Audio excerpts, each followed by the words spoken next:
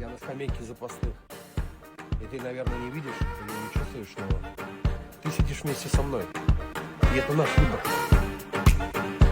Наша лень, наша гордыня, наши страхи мешают нам встать с нее и быть первыми.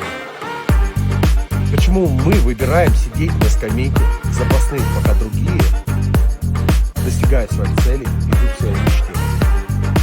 Почему ты сидишь вместе со мной? Может, нам пора встать, перестать бояться? Может, нам пора делать то, что мы хотим делать?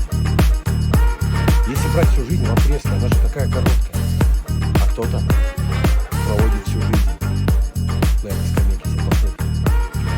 Так и не решается сделать тот самый шаг. Самый первый, самый трудный. Но эти люди продолжают сидеть. И у меня к тебе вопрос. Ты собираешься вставать со скамейки запасных?